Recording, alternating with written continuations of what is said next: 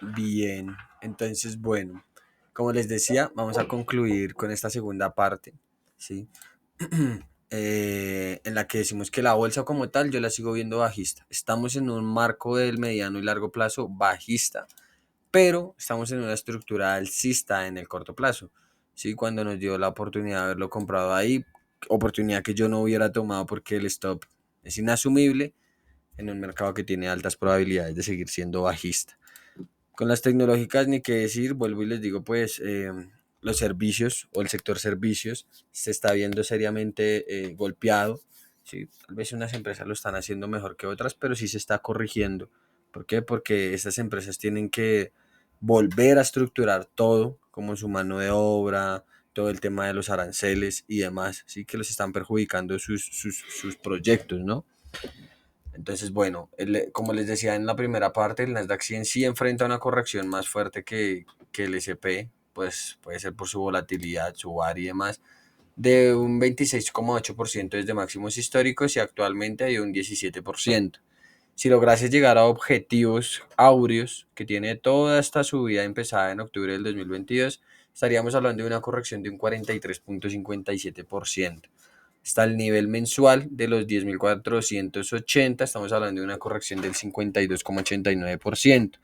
Y hasta niveles del COVID, ¿sí? Estamos hablando de una corrección del 68,95%. El Nasdaq 100 no corrige todo eso desde la burbuja.com o desde el 2008. Miren cuánto corrigió en la burbuja.com del 2000, corrigió un 82%. ¿Cuánto termina de corregir en la crisis del 2007-2008? Un 57%. Bien, para que desde ese máximo se haya acumulado una corrección de un 78%.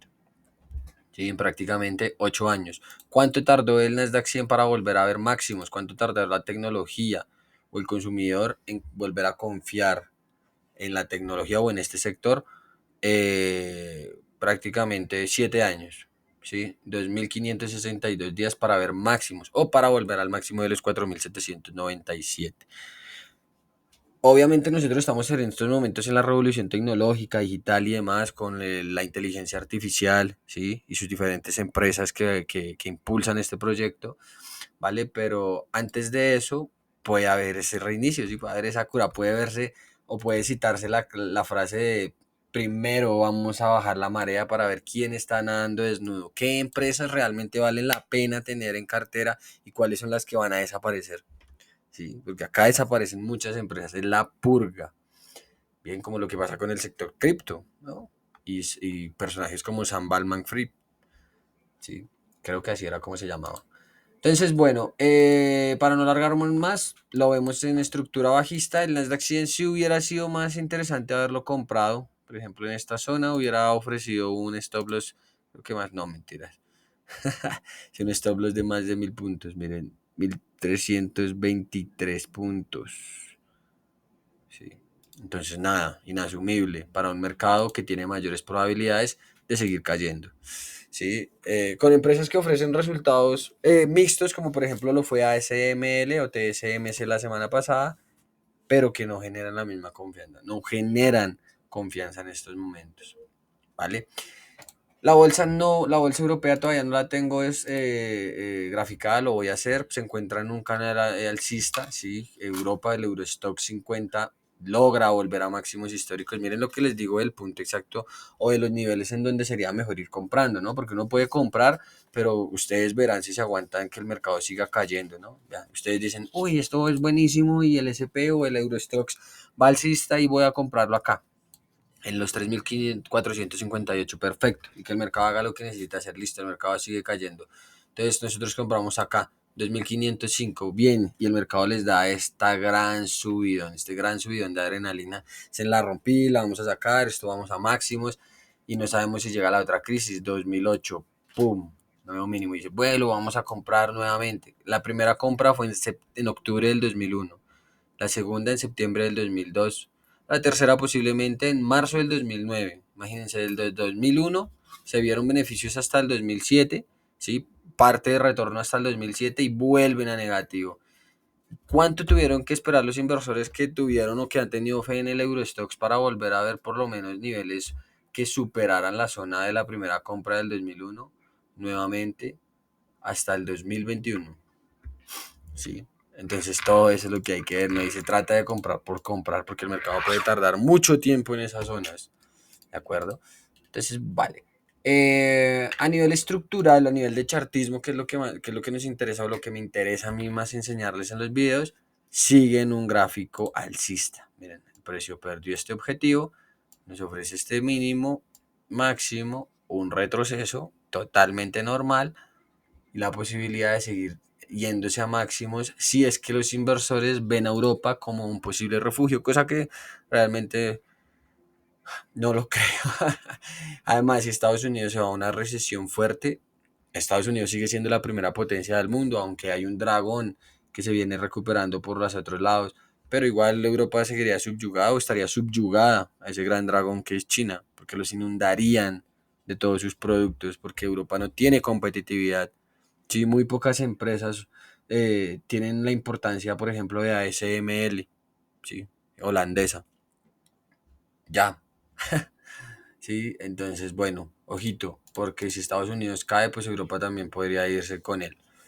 Vale, el IBEX 35, miren que ha sido el mejor o uno de los mejores índices que lo ha hecho. Bien, tal vez explicado también por parte del gasto público, pero eso habría que verlo. El IBEX 35 es el principal índice de España. Estaba estudiando yo la deuda con respecto a España y todo lo que está haciendo el gobierno para, para mantener esa riqueza ficticia, ¿sí? Que dicen tener y ese crecimiento ficticio que dicen tener sobre el Producto Interior Bruto, pero sin considerar la economía real y el daño, por ejemplo, en el poder adquisitivo que se le ha hecho a los españoles en solo 3 años. En solo 3 años han perdido más del 20% del poder adquisitivo. ¿Sí? Son 20% más pobres. Pero bueno.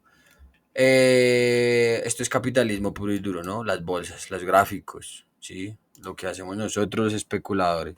Otra cosa es la economía real. Ahora actualmente pues el máximo no ha vuelto a máximos históricos que alcanzó en el 2007 en los 15.997 y esto puede irse abajo y el IBEX 35, perdón, tiene objetivos bajistas, por lo menos de este último fractal. Vamos a verlo, por lo menos de este último fractal, en los 9.900, en los 9.093, lo que significaría una corrección desde el máximo alcanzado en marzo de este año de un 32%, ¿sí? Para posiblemente volver a máximos. Si yo estudio este otro fractal que hay aquí, esta primera onda, yo observo que el precio tiene objetivos en los 4.944 y 4.492, que ya incrementaría la corrección a un 63 y un 66%. Sin embargo, España tiene muchas ventajas como la tierra, estar en una tierra rica en elementos o en naturaleza, como tal, por así decirlo, como el sol y el viento, para aprovechar esas energías eólicas y convertirse en el principal distribuidor de energía del continente europeo. Pero ojo porque España también tiene un problema muy serio con lo que es Marruecos y con lo que es Argelia, ¿no? Que son temas que se nos alarga, con los que se nos alargaría el video. ¿Listo? Colombia, bueno, Colombia pues en estos momentos está en el máximo de abril del año 2022 y alcanzando el máximo de febrero del 2020. Sí, al alza.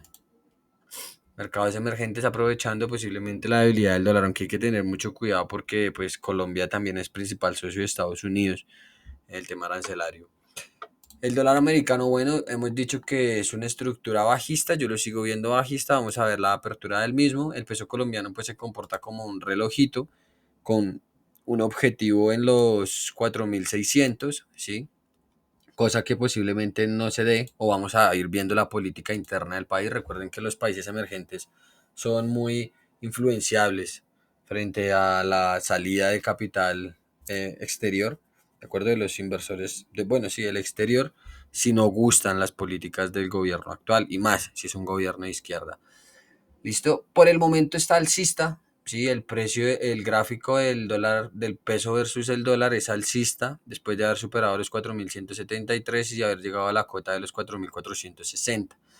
En el corto plazo sí es bajista, lo tenemos, bueno, incluso lo tenemos alcista, cuando el precio pierde este nivel, llega a estructura Y si el dólar, así el dólar esté débil, pues el peso también puede seguir débil. Vuelvo y les digo por las políticas que se lleven a cabo en el país latino, mi país, Colombia.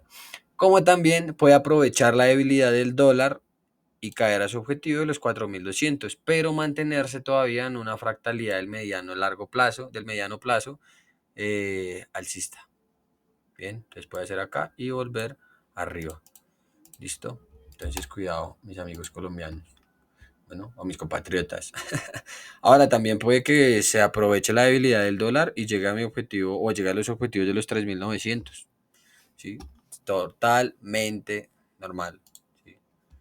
Miren, porque la estructura semanal todavía no se ha confirmado a la baja. Y en el largo plazo, el peso versus el dólar es bajista. Miren, impulso, retroceso, eso es lo que se conoce como un complex pullback, ¿no? O retroceso complejo. Pero yo ya trato de ver el mercado de una manera más sencilla y volver a caer. Sencillamente, 3.500 pesos. Así yo sé que muchos que me estén escuchando dirán, no, eso es una locura, otra vez por allá. Pues chicos, en el mercado todo es posible. ¿Listo? Entonces, ojito. Por el momento lo tenemos alcista, pero pues eso puede cambiar en la siguiente semana. Canadá. Sí, aunque Canadá se ve bastante afectado como principal socio también comercial de los Estados Unidos, ha ganado peso sobre el dólar americano. No es que las otras divisas estén fuertes, ¿sí? Para mí, desde mi punto de vista, porque si nosotros estudiamos las economías de esos países, pues no es que tengan mucho apoyo. IPC, PIB, tasa de desempleo. Vuelvo y les digo, hay que ver los históricos. Ahorita, por ejemplo, la Unión Europea tiene la tasa de desempleo más baja desde comienzos de siglo, ¿sí? Igual que Estados Unidos también, con la excepción del COVID. Nomás. Muchos países del mundo tienen una tasa de desempleo muy baja actualmente. ¿Listo? Pero lo que nos demuestra los gráficos, vuelvo y juega como especuladores, es que Canadá ha ganado mucha relevancia sobre el dólar americano desde inicios de año. ¿Sí? Y si nosotros lo vemos estructuralmente, y esta resistencia a mí me encanta desde el 16 y 2020, desde 2016 y 2020, que no logró superar. Ahí se quedó y tiene objetivos en los 11, en los 1.11, ¿sí? Y seguirá siendo alcista. ¿Sí? El precio puede llegar a este objetivo aquí. Bien, el precio puede llegar aquí y fácilmente recuperarse. No sé lo que vaya a pasar con Estados Unidos en ese momento. No sé cuánto tarde el gráfico en llegar hasta esos objetivos. Eso no lo sé. Bien, puede tardar años como puede llegar acá y sí, no lo sé, pero ahí va a llegar a los 1.11 y seguirá manteniendo una estructura por lo menos desde el 2007 alcista. Si yo me voy a semanal, pues fíjense, vuelve y juega. Aquí yo tendría, ¿cuál sería el máximo semanal? ¿Cuál sería el fractal en el que trabajaría en el dólar canadiense para poderlo seguir viendo alcista? Es entre los 1.4792 y los 1.3093. Ahí está. Lo marcamos y ya. Listo, ese es el movimiento. O sea, el precio puede llegar hasta el objetivo de los 1.34 y posiblemente volverse a recuperar. Todo es posible, vuelvo y les digo. Listo. Ahora, en diario, que es la estructura del mediano y largo plazo, igualmente sigue bajista. ¿Cuál es el fractal, Julián? ¿Cuál es el fractal en el que nos gustaría trabajar a nosotros en diario? Este de aquí. ¿Sí? O sea, el precio puede comenzar a retroceder con normalidad, ¿sí? Y seguirá bajista. Bien, y tendría que hacerlo porque acá también hay objetivos, X1, 2, ¿sí? Hay diferentes puntos que por lo menos yo puedo observar utilizando Fibonacci según el sistema que yo he estudiado y practico para llegar a las conclusiones por lo menos técnicas que les estoy contando. ¿Cuál es el objetivo? Fíjense en este objetivo que acabamos de generar en los 1.4134. Incluso desde la onda inversa, que podemos observar aquí, vamos a ver esa caída que ha generado y miren, hay una posible recuperación a los 1.4586 y 1.4630. Ahí va a llegar nuevamente. Ahí lo vamos a ver, chicos. Listo, por lo menos matemáticamente hablando.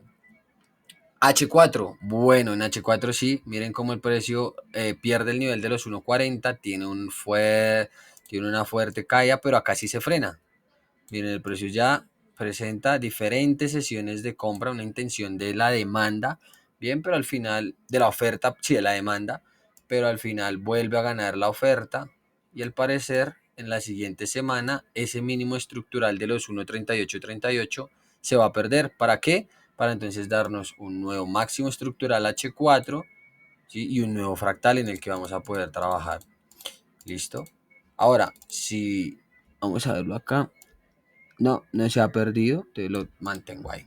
En H1, que ya es el corto plazo, en la estructura en la que yo trabajo, fíjense cómo el precio durante o antes de la disminución de tipos de interés por parte del Banco de Canadá descuenta ese movimiento. Esta es la ventaja de manejar stops técnicos. SLs técnicos no me saca, a mí no me sacó esa orden, está activa. Da la estructuración, yo no compré, no estaba en mi casa, y cuando volví a ver el mercado, da la oportunidad de volver a venderlo. Acá lo confirma y acá se hubiera podido haber vendido. Hoy es festivo, entonces no se operó, pero aún así sí hubo movimiento en Forex. No recuerden que el mercado de Forex de todas maneras está abierto las 24 horas del día, 23 horas del día, los 5 días de la semana. Sí, es el mercado más grande del mundo. ¿Vale? Entonces, la confirmación de los 1.3827 sigue apoyándonos las ventas. Vamos a ver, por ejemplo, cómo cerraron los retails con Canadá.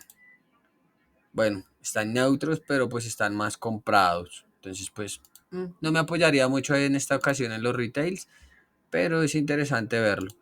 ¿Listo? Sin embargo, a nivel chartismo, que es lo que nos interesa, vuelvo y digo como especuladores, vamos a la baja.